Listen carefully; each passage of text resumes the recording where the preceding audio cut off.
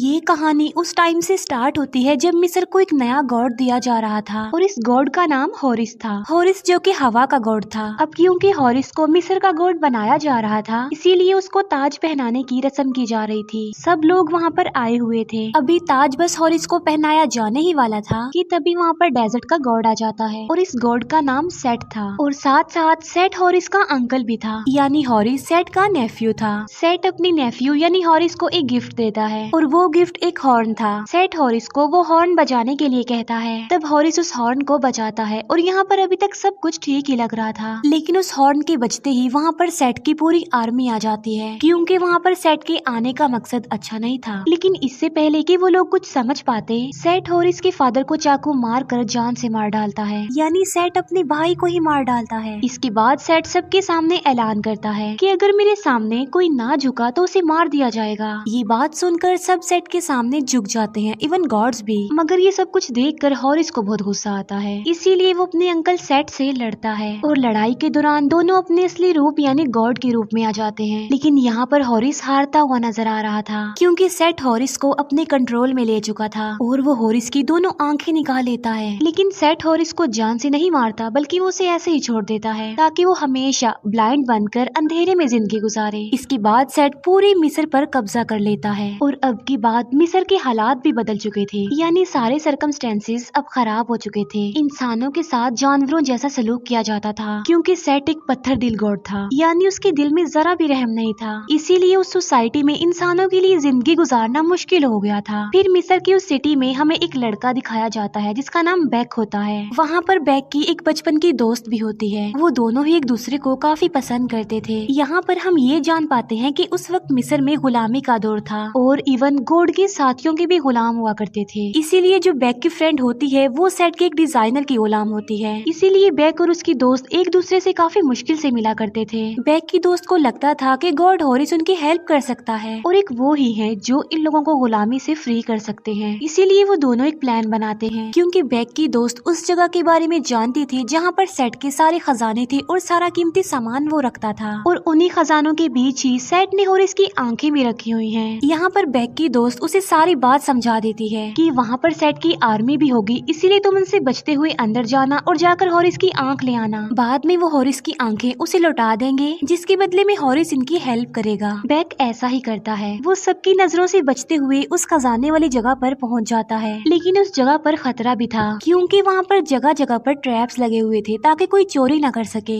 लेकिन बैक जो कि हर ट्रैप से इजीली निकल जाता है और तो और वो हॉरिस की एक आंख लेने में भी कामयाब हो जाता है। उस आंख में काफी तेज लाइट थी। वो आंख लेकर बैक वापस से अपने फ्रेंड के पास आ जाता है, लेकिन सेट के सोल्जर्स उन लोगों को चारों तरफ से घेर लेते हैं, क्योंकि उस लड़की का मालिक यानी उस डिजाइनर को पता चल चुका था कि नक्शों के साथ जरूर कोई छेड़छाड़ की गई है, यानी वहाँ पर खजाने वाली जगह के नक्शे गायब थे। इसीलिए वो बैक से पूछते हैं कि तुमने गॉड के खजाने से क्या चुराया है। लेकिन यहाँ पर बैक ने एक समझदारी की होती है, क्योंकि उसने हॉरिस की आंख के साथ साथ वहाँ से गोल्ड की एक चीज भी चुरा ली थी। और बैक उस डिजाइनर को बताता है कि मैंने बस सोने की ये छोटी सी चीज चुराई है, लेकिन आंख के बारे में वो कुछ भी नहीं बताता। फिर उन दोनों को मारने का हुक्म दे दिया जाता है। लेकिन जब सोल्जर्स उन लोगों को पकड़ने के लिए आगे बढ़ते हैं, तब बैक हॉरिस की वो आंख निकालता है जिसकी लाइट काफी तेज थी। उस आंख की लाइट इतनी तेज होती है कि थोड़ी देर के लिए उन सोल्जर्स की आंखें काम करना बंद कर देती हैं। और इसी बात का फायदा उठाते हुए बैक अपने दोस्त को लेकर वहाँ से बाहर निकल आता है और फिर वो दोनों वहाँ से भाग जाते हैं। वो सोच रहे थे कि वो बचकर निकल गए हैं, लेकिन जो डिजाइनर था वो बैक की दोस्त को एक एरो मार देता है, जिससे वो इंजर्ड हो जाती है। फिर बैक जल्दी से उस मंदिर में जाता है जहाँ पर गॉड हॉरिस रहता था।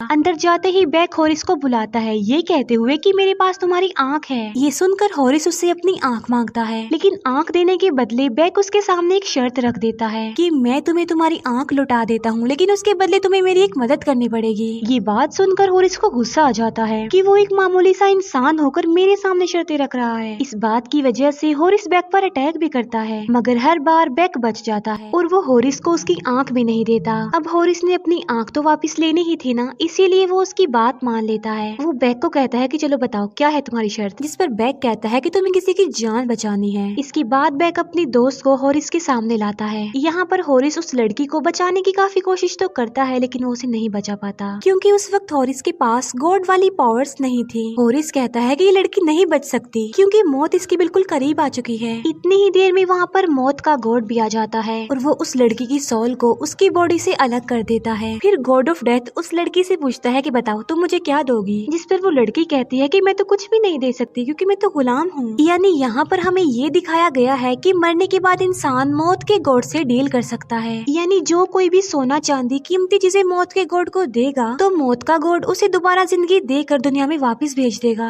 लेकिन अगर कोई पर्सन मौत के गॉड को कुछ भी नहीं देगा तो गॉड ऑफ डेथ उसकी सोल को हमेशा के लिए ले जाएगा। लेकिन अब क्योंकि उस लड़की के पास कुछ भी नहीं था तो उसकी सोल का भी यही होना था और मौत का गॉड उस लड़की की सोल को अपने साथ ले जाता है। इस बात को लेकर बैक बहुत ज्यादा दुखी हो जाता है और अब वो हॉरिस को उसकी आंख भी देने वाला नहीं था क्योंकि उसने गॉड होने के बावजूद भी उसके दोस्त की जान नहीं बचाई। लेकिन अब हॉरिस को भी गुस्सा आ जाता है और वो बैक को पकड़ लेता है। इसीलिए बैक अपनी जान बचाने के लिए हॉरिस को उसकी आंख दे देता है। हॉरिस को यहाँ पर उसकी एक आंख मिल जाती है और अब वो बैक से उसकी दूसरी आंख की डिमांड करता है, जिस पर बैक कहता है कि मेरे पास तो आपकी सिर्फ एक ही आंख थी। वो बताता है कि आपकी दूसरी आंख सेट के पिरामिड में है और मैं तो वहाँ पर पहले भी अंदर जा चुका हूँ और मैं वहाँ का सारा रास्ता जानता हूँ। ये सुनकर हॉरिस भी बैक को एक बात बताता है कि तुम्हारी दोस्त की सोल हमेशा के लिए नहीं गई, बल्कि उसकी सोल ने अलग अलग रास्तों से गुजरना है और उसकी सोल ने फाइनल रास्ते से भी गुजरना है, जिसमें अभी कुछ दिन तो लग ही जाएंगे। और अगर मुझे मेरी दूसरी आंख भी मिल गई तो मेरी पावर्स वापस आ जाएंगी, मैं फिर से गॉड बन जाऊंगा, जिससे मैं तुम्हारी दोस्त की जान बचा कर वापस ले आऊंगा। फिर यहाँ पर ये लोग अपने डील को डन कर लेते हैं, यानी बैक हॉरिस को उसकी आंख ला कर देगा, जिसके बदले में हॉरिस बैक को उसकी दोस्त लौटा देगा। फिर वो लोग उस लड़की की डेड बॉडी को एक सेफ जगह पर रख देते हैं क्योंकि हॉरिस ने कहा होता है कि वो इस बॉडी में वापस सोल को ले आएगा। यहाँ पर हॉरिस ये भी डिसाइड करता है कि वो सेट से उसके किए का बदला जरूर लेगा और वो सेट यानी अपने अंकल को जान से मार डालेगा। फिर वो लोग अपने मिशन के लिए वहाँ से निकल जाते हैं। सेट को ये बात पता चल चुकी थी कि हॉरिस की आंख किसी ने खजाने से निकाल ली है और वो आंख हॉरिस तक भी पहुँच गई है। ये सुनकर सेट फौरन ऑर्डर देता है कि उन दोनों को जान से मार दिया जाए, जबकि हॉरिस बैक को लेकर एक ऊंचे पहाड़ की तरफ जा रहा होता है। बैक हॉरिस से पूछता है कि आप कहाँ पर जा रहे हैं, जिस पर हॉरिस जवाब देता है कि मैं अपने ग्रैंडफादर से मिलने जा रहा हूँ, उनसे मदद मांगने जा रहा हूँ।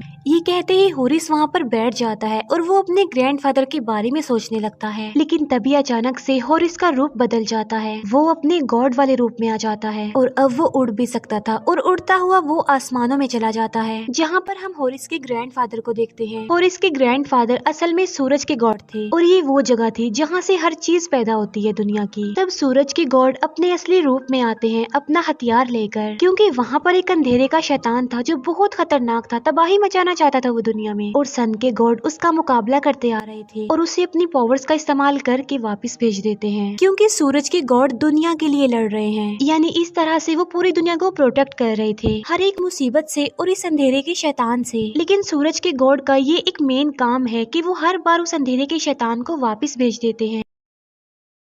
यहाँ आकर हॉरिस सूरज के गॉड यानी अपने ग्रैंडफादर को सारी बात बता देता है कि मैं यहाँ पर किस मकसद के लिए आया हूँ, और यहाँ पर वो सेट की सारी रियलिटी भी बता देता है कि उसी ने मेरे फादर को मारा था और मेरी दोनों आंखें भी निकाल ली थी और अब उसने मिस्र पर कब्जा कर लिया है, गुलामी का दौर बना दिया है। ये सुनकर सूरज के गॉड कहते हैं कि अगर मैं अपने बेटों के झगड़ों और डिफरेंसेस को खत्म करने लग गया तो मेरा ध्यान दुनिया से हट जाएगा, मैं दुनिया को नहीं बचा पाऊंगा। हॉरिस अपने ग्रैंडफादर से सूरज के गॉड से हेल्प मांगता है, जिस पर वो कहते हैं कि नहीं, कुछ नहीं हो सकता, जो कुछ डिसाइडेड है वही होकर रहेगा। और फिर हॉरिस उस जगह के पानी की डिमांड करता है और वो कोई आम पानी नहीं था बल्कि उसमें मैजिकल पावर्स थी, और यही वो पानी था जिससे दुनिया की हर चीज क्रिएट होती है, उसमें इंसान जानवर सब कुछ शामिल थे। सूरज के गॉड हॉरिस को वो पानी दे देते हैं। इसके बाद हॉरिस बैग को लेकर वापस दुनिया में आ जाता है, लेकिन जैसे ही वो जमीन पर आता है उसका गॉड वाला रूप खत्म हो जाता है, क्योंकि हॉरिस तभी अपने गॉड वाले रूप में आ सकता है जब उसकी दोनों आंखें हों, क्योंकि उनकी आंखों की वजह से ही वो पावरफुल है, वरना तो वो कमजोर ही है। अभी वो लोग जंगल में ही होते हैं कि तभी उन पर वो लोग अटैक करते हैं जिन्हें सेट ने भेजा था। हॉरिस उन लोगों से काफी लड़ता है, लेकिन लास्ट में एक सोल्जर हॉरिस को पहाड़ी से नीचे फेंक देता है। ये देखकर बेक भी उसके साथ कूद जाता है, लेकिन गहराई में जाने से पहले ही हॉरिस अपना वो हथियार खोल देता है जो उसके पास था, और उस हथियार की मदद से वो दोनों बच जाते हैं। और यहाँ पर हम ये जान पाते हैं कि हॉरिस वो पानी यानी वो होली वाटर अपने साथ क्यों लाया था, क्योंकि इस दुनिया में एक पिरामिड है जिसके अंदर आग है, और हॉरिस का मानना था कि उस आग की मदद से ही सेट को पावर मिलती है, और अगर हॉरिस इस होली वाटर को उस आग में फेंकेगा तो सेट की पावर्स कमजोर हो जाएंगी, जिससे हॉरिस इजीली सेट से अपना बदला ले लेगा। हॉरिस कहता है कि अब सेट हमें मारने के लिए अपने सबसे ज्यादा खतरनाक यानी खून के प्यासे लोगों को भेजेगा। फिर हमें दो औरतें दिखाई जाती हैं जिन्हें सेट ने भेजा था, जो बहुत खतरनाक थी क्योंकि वो बहुत बड़े बड़े सांप जैसे दिखने वाली मॉन्स्टर्स की सवारी करती थी। और सेट खुद एक गॉडेस के पास जाता है, और ये गॉडेस ऑफ लव होती हैं। यहाँ पर सेट गॉडेस ऑफ लव से कुछ मांगने आया था। असल में अब से पहले गॉडेस ऑफ लव मरे हुए लोगों की दुनिया में थी, और वो वहाँ पर मरे हुए लोगों की सीनियर थी। लेकिन इसके बाद हॉरिस ने गॉडेस ऑफ लव को उस दुनिया से बचाया, और उन्हें वहाँ से बचाकर वो इस दुनिया में लाया। असल में गॉडेस ऑफ लव और हॉरिस एक दूसरे को काफी पसंद करते थे, और हॉरिस के साथ साथ गॉडेस ऑफ लव भी बहुत सारी पावर्स की मालिक थी। सेट गॉडेस ऑफ लव को कहता है कि तुम मुझे मरे हुए लोगों की दुनिया में लेकर जाओगी, क्योंकि मैं उस दुनिया पर भी राज करना चाहता हूँ। लेकिन इस बात के लिए गॉडेस ऑफ लव साफ इनकार कर देती हैं। गॉडेस ऑफ लव को भी ये बात पता चल जाती है कि हॉरिस को उसकी आंख मिल गई है। सेट गॉडेस ऑफ लव को मारने के लिए आगे बढ़ता है, लेकिन उससे पहले ही गॉडेस ऑफ लव अपने हाथ से एक जादुई कंगन निकाल देती है, और जब वो ऐसा करती हैं तो वो थोड़ी देर के लिए मरे हुए लोगों की दुनिया में चली जाती हैं। लेकिन बहुत जल्द वो वापस से उस कंगन को पहन लेती हैं, जिससे वो मरे हुए लोगों की दुनिया से वापस इस दुनिया में आ जाती हैं। असल में ये एक ऐसा जादुई कंगन था कि जब तक ये गॉडेस ऑफ लव के हाथ में रहेगा तब तक मरे हुए लोग उन्हें कोई भी नुकसान नहीं पहुंचा पाएंगे, लेकिन कंगन उनके हाथ से निकलते ही मरे हुए लोग उन्हें अपनी दुनिया में ले जाएंगे। हॉरिस और बैक एक काफी पुराने मंदिर में चले जाते हैं, लेकिन तभी वहाँ पर सेट की भेजी गई दोनों खतरनाक औरतें सांप जैसे बड़े बड़े मॉन्स्टर्स की सवारी करके वहाँ पर आती हैं, और वो स्नेक जैसे मॉन्स्टर्स मुंह से आग भी निकाल रहे होते हैं। वो दोनों स्नेक मॉन्स्टर इन लोगों पर अटैक कर देते हैं, लेकिन ये दोनों उनसे बचते हुए छुप रहे थे। और तभी वहाँ पर गॉडेस ऑफ लव आ जाती हैं, जो अपनी पावर्स का इस्तेमाल करके उन सांपों जैसे मॉन्स्टर्स को खत्म कर देती हैं। इसके बाद वो लोग वहाँ पर जाते हैं जहाँ पर हॉरिस की दूसरी आंख भी थी, और वो जगह एक पिरामिड थी। बैक कहता है कि मैं इस जगह के बारे में जानता हूँ, मैं अंदर जा भी सकता हूँ, जिस पर गॉडेस ऑफ लव कहती हैं कि अंदर जाना इतना आसान नहीं है, क्योंकि जब तुम अंदर जाओगे तो वहाँ पर तुम्हारे सामने एक काफी बड़ा मॉन्स्टर आ जाएगा जो तुमसे एक पहेली पूछेगा, और अगर तुमने उस पहेली का सही जवाब ना दिया तो वो मॉन्स्टर तुम्हें मार डालेगा।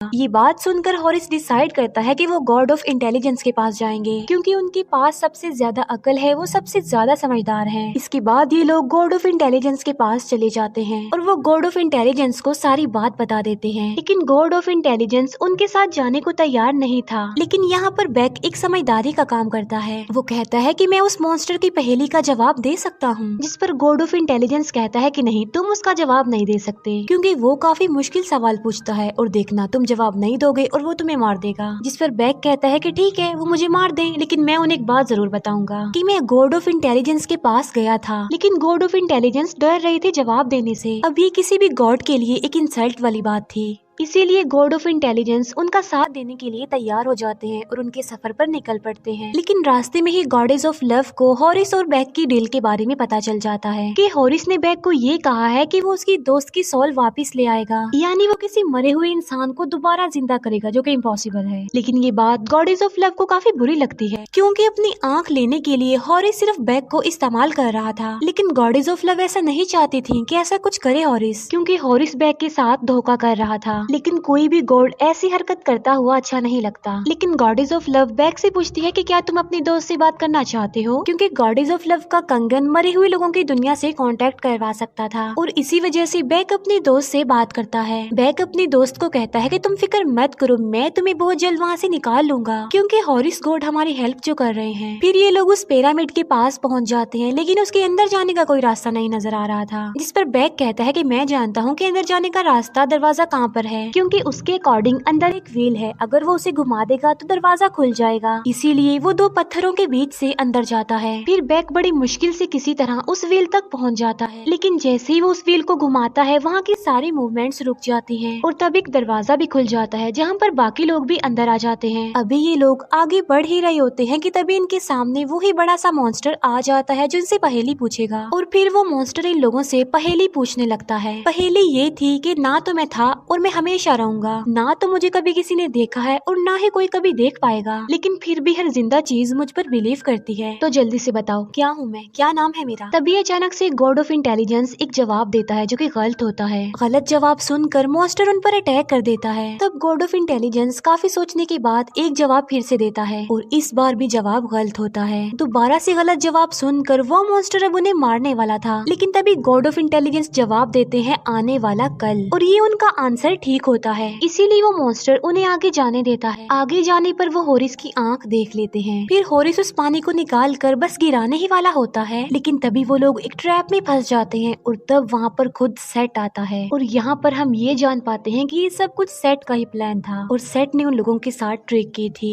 आते ही सेट गॉड ऑफ इंटेलिजेंस का दिमाग निकाल लेता है और कहता है कि मुझे इसकी बहुत जरूरत थी। फिर यहाँ पर मौका देखते ही जल्दी से बैक उस होली वाटर को ले लेता है और वो सेट को धमकी देता है कि मैं इस पानी को आग में फेंक दूंगा। लेकिन यहाँ पर सेट बैक को एक नेकलेस दिखाता है और कहता है कि ये तुम्हारी दोस्त का है, और वो बैक को भड़काने की कोशिश करता है कि होरिस ने तुम्हारा इस्तेमाल किया है, क्योंकि मरे हुए लोगों को कोई भी जिंदा नहीं कर सकता, और अगर ये पानी तुमने आग में फेंका तो मैं तुम्हारी दोस्त की बॉडी को खत्म कर दूंगा। अब अपनी फ्रेंड की खातिर बैक रुक जाता है और वो उस होली वाटर को सेट को दे देता है। सेट उस पानी को लेते ही फेंक देता है। इसके बाद सेट तो उस पिरामिड से निकल जाता है, लेकिन वो बाकी लोग वहाँ पर फंस जाते हैं और पिरामिड भी बस गिरने ही वाला था। लेकिन होरिस किसी तरह खुद को और उन सबको बचाने में कामयाब हो जाता है, जबकि सेट गॉड ऑफ इंटेलिजेंस का दिमाग अपने दिमाग में फिट करवा लेता है और अब वो और ज्यादा पावरफुल बन जाता है। इसके बाद सेट अपने फादर यानी सूरज के गॉड के पास जाता है। सेट वहाँ पर भी किसी गलत इरादे से आया था, क्योंकि वो अपने फादर का हथियार लेना चाहता था। यहाँ पर सेट अपने फादर पर अटैक कर देता है और उनसे उनका वो हथियार भी ले लेता है,